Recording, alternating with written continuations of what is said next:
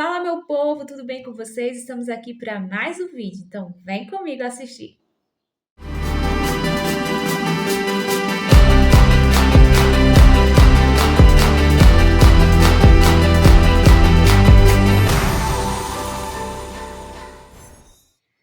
Fala, meu povo, tudo bem com vocês? Estamos aqui para mais um vídeo da Palavra de Deus. O tema do nosso vídeo de hoje é quando a rotina ela substitui a presença. Então, se você ainda não é inscrito, eu te convido a se inscrever. Ative as notificações para você ficar sabendo em primeira mão assim que for postado um vídeo aqui, tá? Peço que você curta, que você comente, que você possa compartilhar essa palavra com outras pessoas para que você possa edificar a vida delas também. Faça o ID do Senhor em nome de Jesus, amém? Então vamos lá para mais uma palavra de Deus. E hoje, como eu falei para vocês, o tema é quando a rotina ela substitui a presença, né? Nos dias de hoje nós temos uma rotina muito cansativa, uma rotina muito sobrecarregada. Nossa vida ela está muito cheia de afazeres, de tarefas, de situações, né? E parece que o tempo hoje, né? Ele passa muito mais rápido, né? Quando a gente olha, as horas elas estão se passando muito mais depressa. E às vezes, na verdade, nós estamos colocando muitas situações, muitas atividades, né? Também na nossa vida e a gente às vezes não consegue dar conta, né? E é possível sim fazer a obra de Deus, né? Na casa do Senhor, fazer a obra do Senhor, servir na igreja, ter aparência de piedade, sabe? E mesmo assim tá totalmente distante da presença de Deus, tá totalmente distante de Jesus, né? A igreja de Éfeso, como a gente lê na palavra, né? Era uma igreja muito ativa, né? E trabalhadora, firme mesmo na doutrina lá. Mas o que que acontece? Havia o quê? Perdido o essencial, o primeiro amor, né? Assim como Jesus notificou na sua palavra lá em Apocalipse.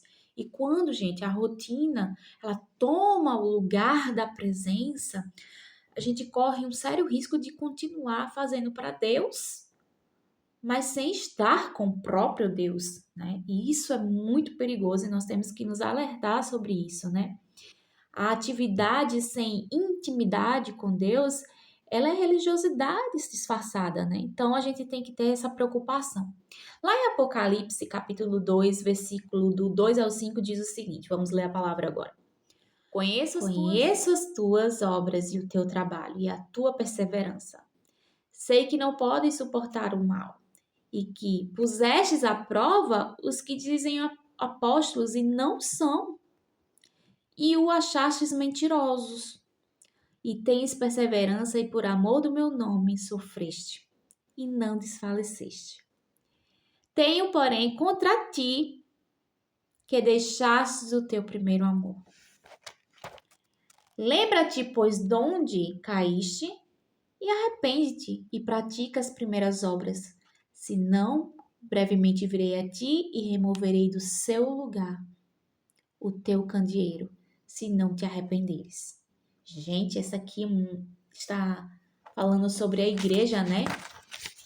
A igreja de Éfeso, como eu falei aqui para vocês, lá em Apocalipse. Então, a gente vê que Jesus fala assim, que conhece as obras da igreja, que é uma igreja que trabalha, uma igreja que tinha perseverança, uma igreja que ia de contra o pecado, né?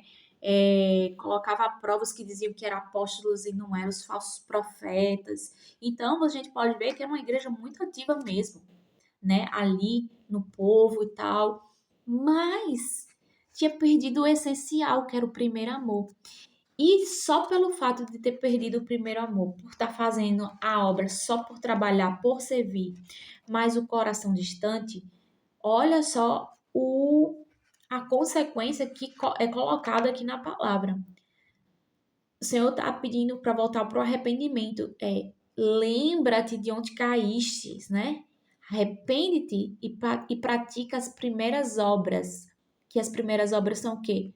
O amor pela obra, fazer por amor, né? E o coração estando com Jesus, buscando a presença de Jesus, né?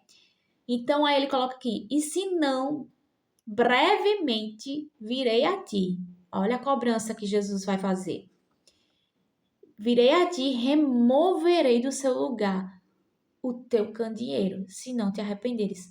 Gente, isso é muito, muito sério. E o que mais a gente tem visto na igreja são pessoas ativas, trabalhadoras que fazem a obra de Deus, mas que, na verdade, estão ali mais só para servir mesmo, mas o coração já se distanciou do Senhor faz muito tempo, né? E aqui a gente tem que ter uma esperteza para que a gente não possa cair nessas ciladas, né? Deus, ele reconhece as nossas obras, como ele reconheceu a igreja de Éfeso. O esforço que a gente faz, a resistência que a gente tem contra o pecado. Deus reconhece tudo isso, tá? Mas ele também vê quando o coração já não arde mais por ele, sabe? Que a gente faz só por fazer, né? Ali para cumprir tabela. E fazer muito não significa que a gente está perto, que a gente está íntimo de Jesus, né? É possível a gente servir sem amar, né? E que a gente tem visto muito isso. A igreja se esfriando, né?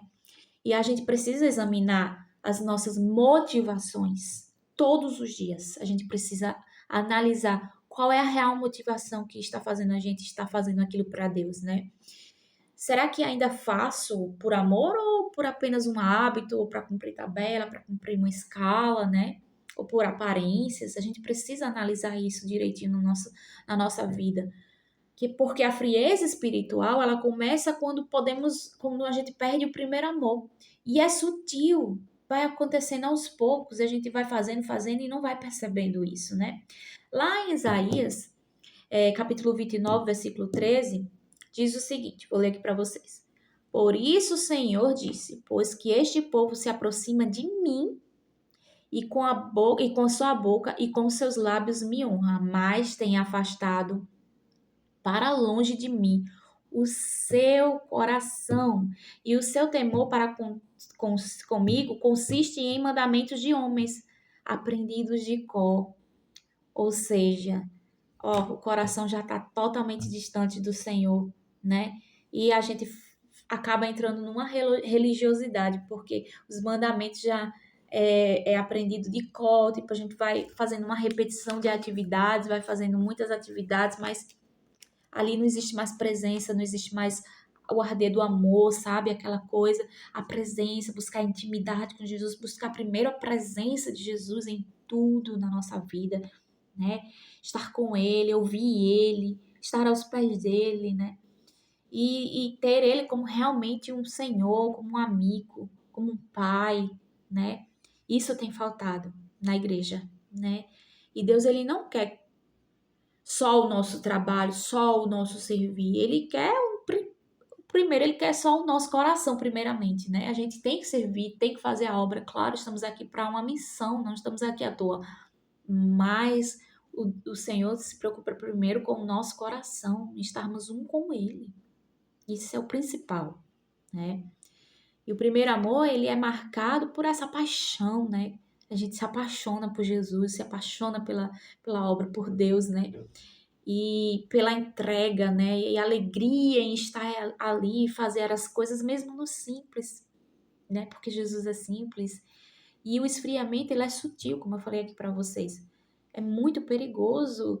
Muitas vezes só percebemos quando a gente já está há muito tempo longe, e aí para voltar é um processo tão difícil, tão doloroso, e muitos nem voltam, gente. Muitos nem conseguem voltar, nem têm forças para voltar, né? Lá em Oséias, capítulo 6, versículo 6, diz o seguinte: Pois misericórdia quero, e não sacrifícios, e o conhecimento de Deus mais do que os holocaustos. Então, gente, volte ao início, tenha esse desejo, né, de, de estar perto de Jesus, de querer primeiramente a intimidade com Jesus. Lembre-se de como você era no começo da sua caminhada. Busque esse fogo novamente, né? Aquela motivação do início que você tinha em estar na presença de Deus, em buscar Jesus, em conhecer a Jesus, né? O abandono do primeiro amor exige o que? Arrependimento. Jesus está nos chamando a nos arrependermos imediatamente, né? E lá em Joel capítulo 2, versículo do 12 ao 13, diz o seguinte: Todavia, ainda agora diz o Senhor: convertei-vos a mim de todo o vosso coração, e isso com jejuns, e com choro, e com pranto. E regai o vosso coração, e não as vossas vestes. E convertei-vos ao Senhor vosso Deus, porque Ele é misericordioso e compassivo, tardio em irar-se e grande em benignidade, e se arrepende do mal. Então, gente, o Senhor, Ele é misericordioso, o Senhor, Ele é compassivo, Ele é tardio em irar-se, Ele tem paciência, mas vai chegar o momento em que a gente não vai ter mais esse tempo de paciência, de misericórdia de Deus. A gente tem que aproveitar agora, porque a gente não sabe o dia nem a hora, né? Então, ele diz aqui, a gente tem que se converter e estar aos pés do Senhor com todo o nosso coração, jejuando, orando, com prantos por quê? Porque a gente tem que estar aos pés do Senhor em contrição, em entrega total, sabe? Ao Senhor. Porque Jesus, ele nos chama, né? Ao arrependimento antes que o castiçal, como fala lá na palavra que eu falei para vocês, né? O candeeiro, ele seja removido de nós, né? E a gente precisa estar com as nossas lamparinas acesas, né? Para que o noivo venha e encontre a gente no caminho correto, na posição correta, né? É como aquela história das virgens, do azeite. O Senhor quer nos encontrar com a botija de azeite, ó, cheia, né? Para que ele chegue e a gente esteja pronto. A gente precisa estar pronto, né? E Deus, ele não quer perder você de maneira nenhuma. O principal foco do Senhor é não perder a sua alma, porque ele faz questão por cada alma, por cada pessoa que o Senhor quer salvar. E ele está chamando para um retorno sincero, né? Que a gente possa voltar esse primeiro amor, esse arder do fogo, da paixão, do Espírito Santo, da palavra, da sede de estar aos pés de Jesus, na presença dele, só ouvindo o que ele tem para dizer para nós e falando tudo aquilo que a gente quer falar para ele, né? E não se acostumar a viver sem a presença, porque muitos estão num lugar assim de costume, tá tudo bem, tá tudo certo, tá na igreja, tá servindo, tem um cargo, então acha que é o suficiente, né? Mas para que a gente não se acostume a viver sem essa presença todos os dias na nossa vida. Sem ele, tudo perde o sentido, o valor, né? Sem a presença de Jesus, de nada vale o meu servir, de nada vale o meu trabalho, né? E lá em Tiago, capítulo 4, versículo 8, diz o seguinte: chegai-vos para Deus e ele se chegará para vós. Limpai as mãos, pecadores, e vós, de espírito vacilante, purificai os corações.